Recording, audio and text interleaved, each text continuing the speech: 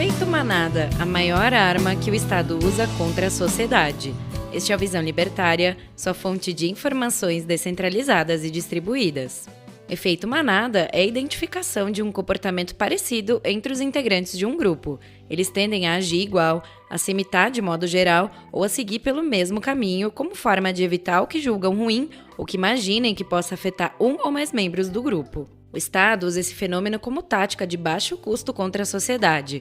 Funciona porque as pessoas foram se tornando cada vez mais pacíficas com o fim dos grandes conflitos pela sobrevivência. Como as guerras e grandes predadores do homem já não ameaçam as pessoas atualmente, qualquer ordem que o Estado deseja impor ganhou mais chance de ser aplicada sem muita resistência contra sua força jurídica e sua violência física, pois as pessoas também querem evitar a exposição negativa da punição ao desobediente em questão, porque isso serve de exemplo do que pode acontecer com quem ousar também não acatar as determinações da máfia estatal.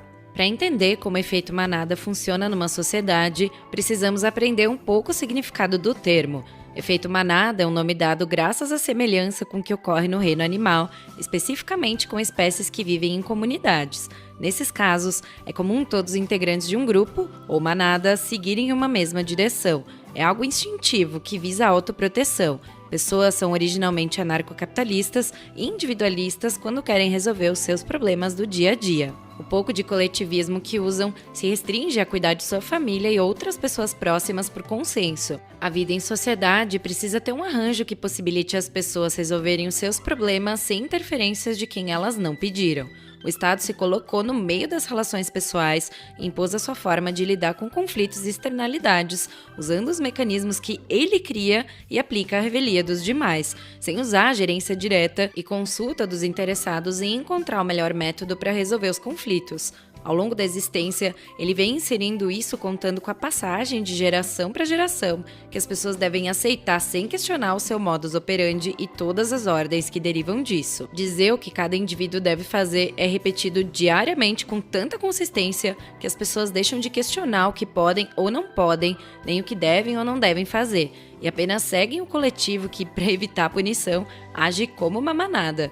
O cidadão comum busca no seu cotidiano tirar o melhor proveito das atividades que decide para obter ganhos ou as menores perdas. Cada pessoa está buscando se livrar de pagar taxas ou cumprir obrigações aleatórias impostas pelo Estado. Para isso, cada uma tenta das melhores formas se desviar delas e, quando consegue, corre o risco de ser punida para servir de exemplo às outras não fazerem igual. Assim, a escolha de não descumprir uma ordem estatal passa a ser um caminho cujas testemunhas da punição também tendem a tomar para não serem punidas pela gangue que quer controlar a sociedade. Mas o Estado também tem fraquezas. Ele não tem como punir todos ao mesmo tempo, caso todos de fato não atendam às suas imposições. O custo logístico de cobrar todos pode ser maior do que o ganho que ele teria com a obediência geral.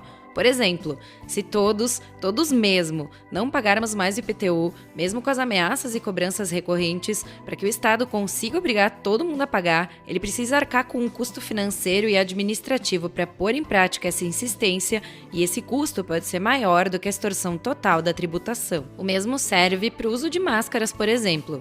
Se todos deixarem de usar, além de todos se estimularem entre si pelo comportamento massificado, de manada, ao perceberem que os riscos de contrair alguma doença não aumentam ao abandonarem a focinheira de pano, essa tendência de comportamento se consolida e passa a ser impossível o Estado garantir que todos obedeçam, porque ele não tem como obrigar todos de forma individual.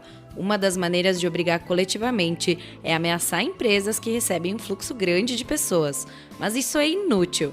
Como as empresas passam a ter o medo dessa punição administrativa, elas transferem a exigência às pessoas que quiserem descumprir. Mas mesmo assim, em locais de pouca circulação e de baixa exposição visual, é muito baixo o risco de receber um capanga da máfia municipal, porque mesmo que ele apareça, só vai conseguir abordar raríssimas empresas. E mesmo que uma empresa seja visitada, no momento em que o capanga vai embora, as outras ao redor podem saber que ele não voltará mais ali porque precisa cumprir a diligência em outros locais. Então, basta cumprir a exigência inócua só quando ele aparece e viver livremente o resto do tempo.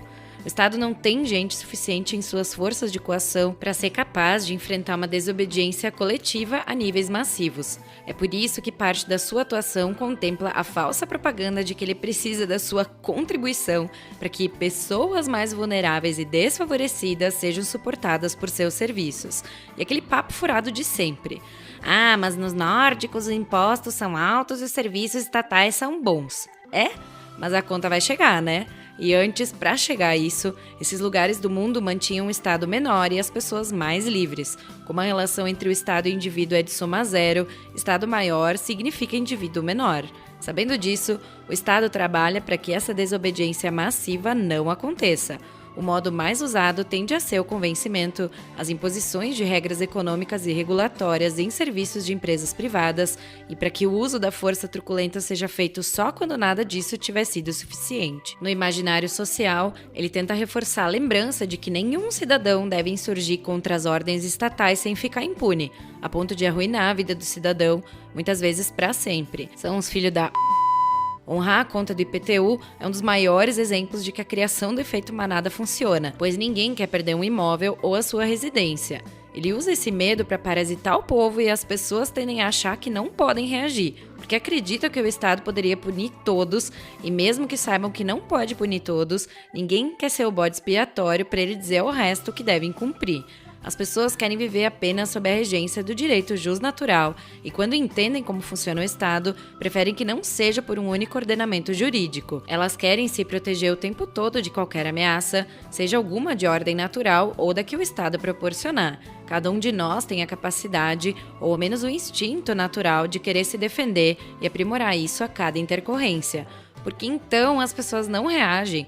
Para que isso possa acontecer, muita gente ainda precisa entender que o Estado não tem como agir contra todos ao mesmo tempo e continuamente. Ele se sustenta nas crenças de que pode punir todos e de que ele seja necessário para a prosperidade.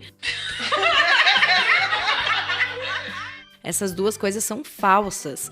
O Estado não tem força para agredir a todos. O problema é que ninguém quer tomar a frente e começar a puxar o bando. O que temos a favor dos poucos que já não seguem a manada de obediência é informação cada vez mais distribuída. Ela pode dar poder de conhecer as mentiras compulsórias de como agir para anular a interferência do inimigo centralista, de modo que ele não possa ter como retaliar. Quanto mais buscarmos privacidade nas interações, podemos criar uma manada própria de desobediência se misturando na multidão, diferente da manada que ele agrupa pastoreando por meio das ordens jurídicas. Temos também outros inimigos que usam as mesmas práticas da obrigação e propaganda de serviços que querem tomar o lugar de controle estatal. Nós não estaremos livres de outras ameaças. Elas apenas só não são tão fortes porque também lutam contra o Estado. A nossa liberdade será alcançada não só por agirmos diferente do comportamento da manada controlada pelo Estado, mas sim por métodos que cada um de nós pode fazer visando anular a interferência estatal, como a interação comercial e profissional direta de produtos e serviços, transações monetárias em moeda não estatal e contratos e resoluções de conflitos na esfera privada.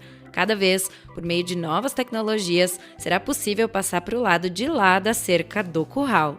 Obrigado por sua audiência.